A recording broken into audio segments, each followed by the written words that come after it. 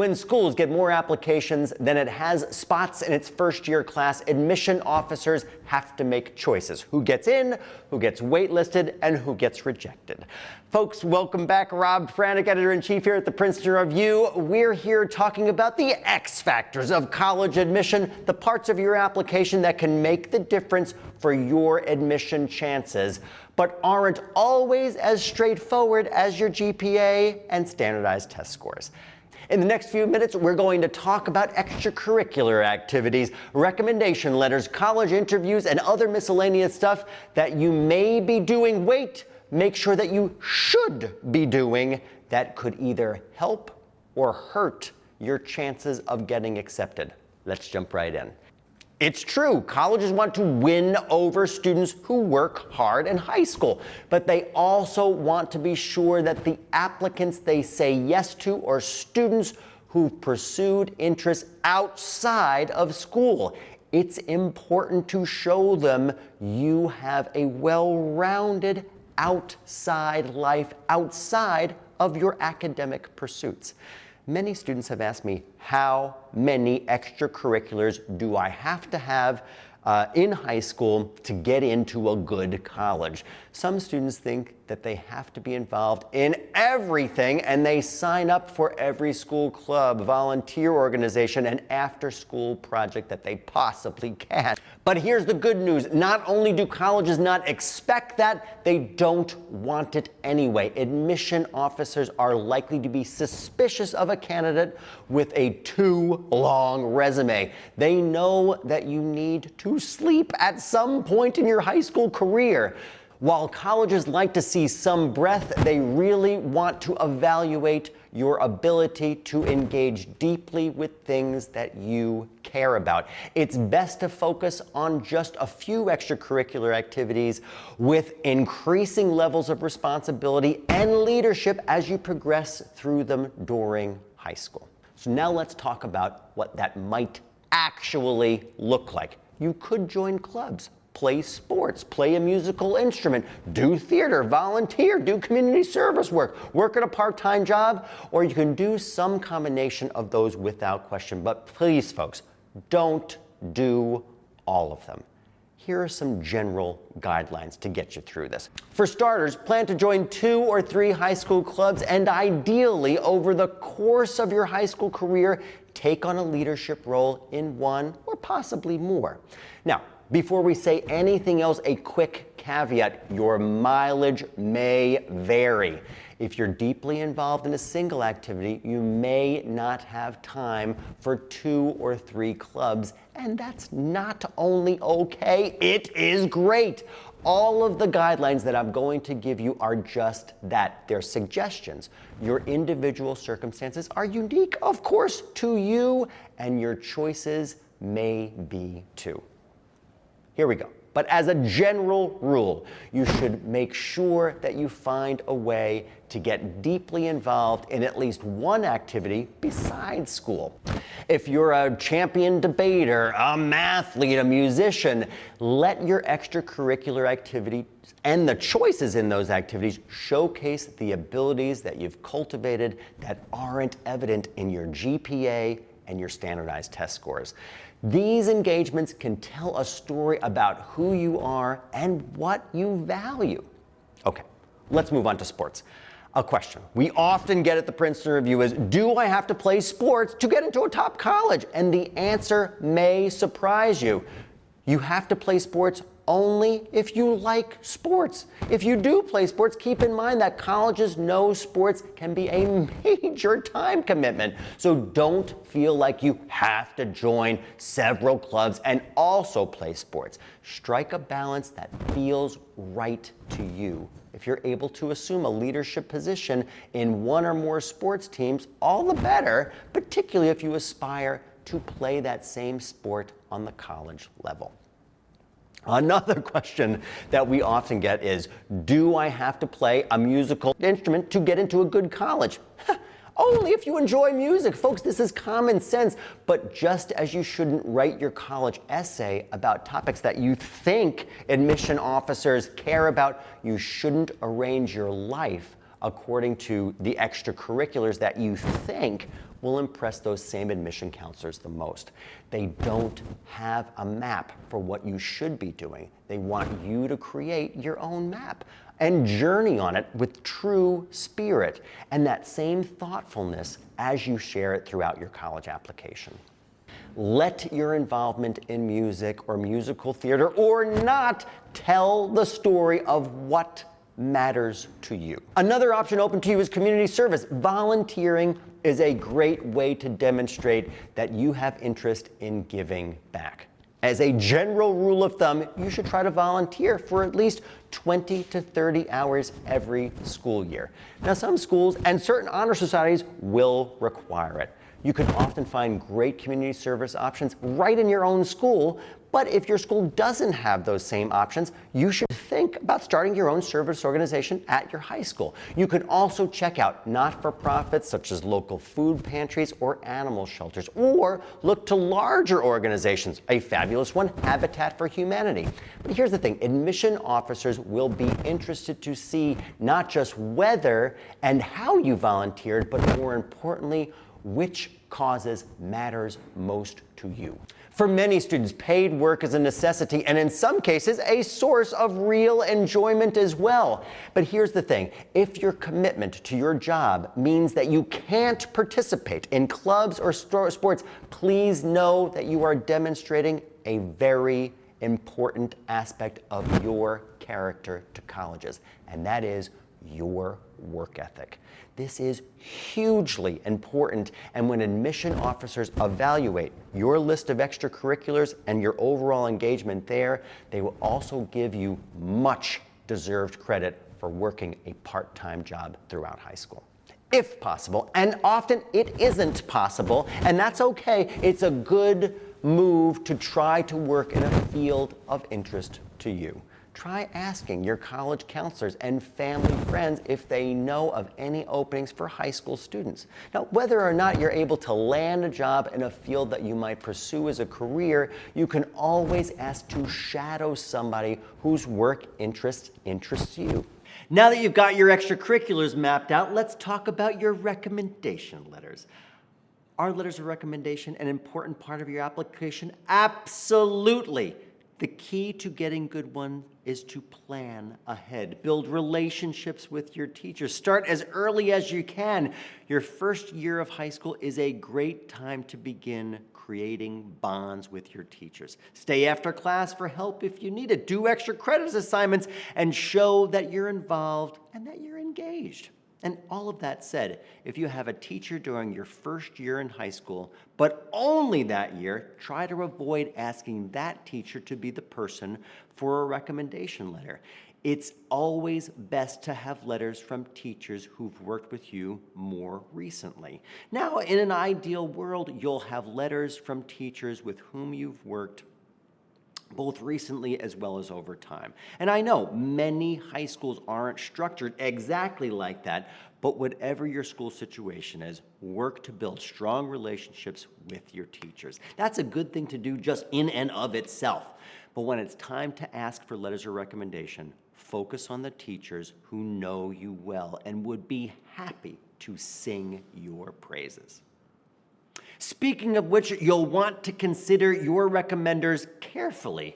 Just because you may have earned an A in a particular course doesn't mean that the teacher that was yours in class knows you especially well. Feel free to discuss your options with your counselor, and also to ask teachers you're considering asking if they'd feel comfortable writing a letter of recommendation for you. While you won't be allowed to see that letter of recommendation that they'll write on your behalf, you will be able to suss out well in advance whether they're enthusiastic to recommend you. Now, you've all heard the expression, help me, help you, and that's what you absolutely need to do for every one of your recommenders. You need to help them help you. In addition to giving your recommenders plenty of time, we recommend at least a month, you should provide them with all the materials that they'll need. These will likely include a complete list of all of the schools that you're applying to, as well as their deadlines, the form or login credentials from each college you're applying to, and if they'll need to mail in any materials to a school, you should provide them with an addressed, stamped envelope. Next, copies of graded work that you did for their classes. Next on the list, a list of your extracurricular activities. Next, your resume. Next, a draft of your college essay if you might have it done already. Next on the list, any additional information that you'd like that teacher to have about you. Keep in mind, too, that your recommendation letters provide an important opportunity to offer admission officers a new window into who you are and what you like. If there's a part of your experience that you haven't had an opportunity to showcase in other materials, you can note it in the materials as you provide them to your recommenders. It's a particularly good idea to provide them with graded copies of your work from their classes, if at all possible, so that they can write in detail about the work that you did for them. Now, let's turn back to the impression you can make on college admission officers. Let's talk very specifically about your college interview. Now, while only a handful of schools actually require interviews, if you have an opportunity to interview with the school, take it. At many schools, you'll have a chance as part of a campus visit to interview. Other schools may invite you to interview in a location near where you live, either by an alum or another representative from the college. If it's not possible to interview on campus or in your hometown, some schools may offer you the opportunity to interview via video conference. Barring any extenuating circumstance that would physically prevent you from accepting an invitation to interview, you should absolutely agree to an interview if it is offered to you. Well, why? The interview provides the only opportunity for a representative from the college, whether it's an admission officer, a staffer, or an alum, to meet and interact with you face to face. Make the most of it. If you have a chance to interview, however, don't be anxious about it. In most cases, an interview isn't going to be a make or break factor, but a strong interview performance can give you an edge over other candidates with similar credentials, and you want to work that angle. Here's what you need to know to ace your college interviews. First, do your homework. Bring specific questions whose answers can't easily be found on a college's website. And even better, come with thoughtful questions that you actually want the answers to. At some point in your interview, your interviewer will ask you if you have any questions. Be ready to respond. Now, speaking of questions, your interviewer will have a bunch of them for you, and there are certain topics that are very likely to get asked on your college interview. And here are the most common ones that admission officers have told me that they'll likely ask. And a quick note, you should have answers ready for each of these sample questions. Number one, why do you want to attend this college? Folks, hint, be specific. Have specific reasons that demonstrate your in-depth knowledge of the school. Generic answers like, it's got a great reputation, will not help you make a good case for yourself. Next on the list, what's your favorite subject in class in high school? Be prepared to tell your interview not just what, but why it's your favorite class. Next on the list, what do you want to study in college? It's okay if you don't know this yet, but you do have to have at the ready several subjects that interest you and be able to discuss why that particular college would be an awesome place to study those specific subjects. Next, what do you enjoy outside of school? This is the place to talk about your extracurricular activities, why you chose to pursue them, what you contribute to them, and why they mean so much to you. What's an interesting thing, or two or three, about you that I wouldn't know from your college application? Folks, this is such an important question, and you should have at least one answer ready, or better yet, three. Let them get to know the real, multidimensional, fascinating person that you are. Next.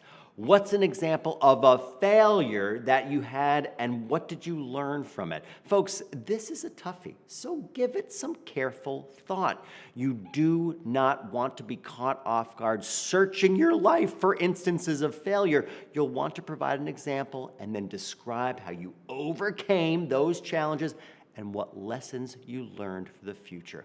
Colleges don't expect you to be perfect, but they do want to welcome students who know how an action transformed themselves for those future opportunities. Third, practice, practice, practice. Now that you have answers in mind, practice delivering them. Being interviewed is a skill, and like any skill, it requires practice. Sit down with a parent, teacher, counselor, your friend, and likely more than one of those, and ask that person to lob interview questions your way. Film yourself if you can, and then ask your mock interviewer how you did. If you know you'll need to interview virtually, practice doing that. Try to look into the camera when you're speaking rather than at your interviewer's face. Folks, this takes practice.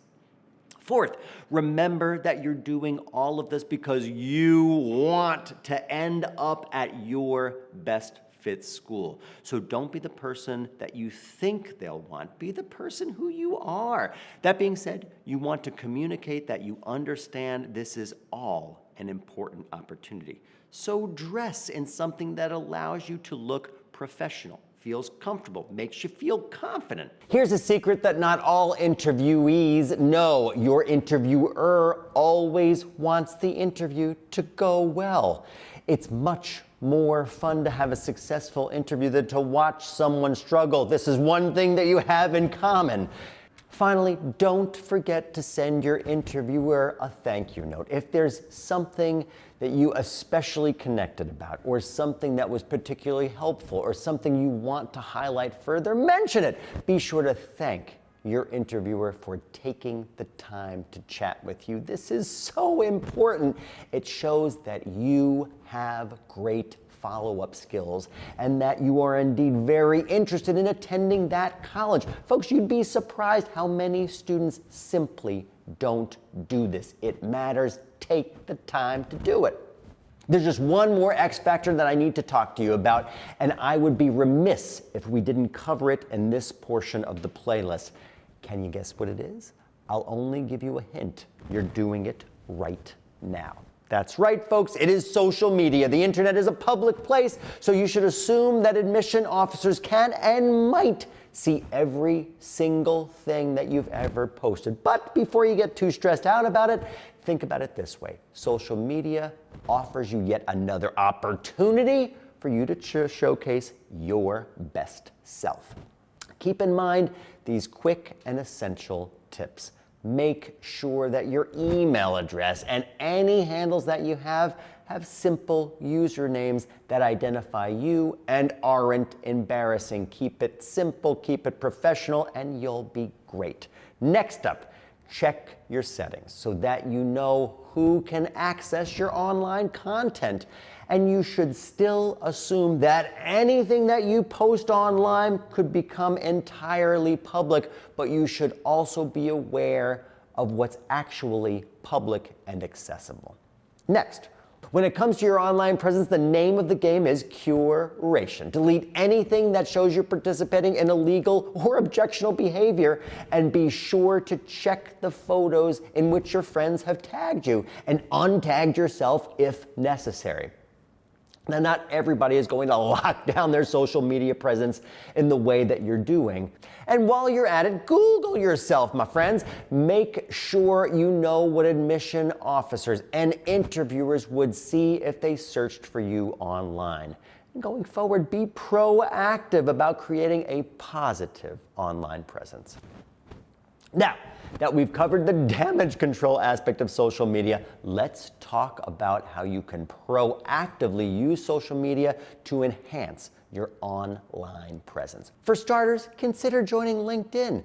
If you're on Twitter or Instagram, follow the college that you're applying to. If you comment and ask great questions, you can engage in a positive way with those schools as well. When you do share personal information online, keep it focused on things that you'd be proud for a prospective college to see. Stuff like an editorial that you wrote for your school newspaper. The bottom line here is that while social media activity can hurt your college prospects by betraying a lack of judgment, it can also help you make a very strong case for yourself, so use it to your advantage.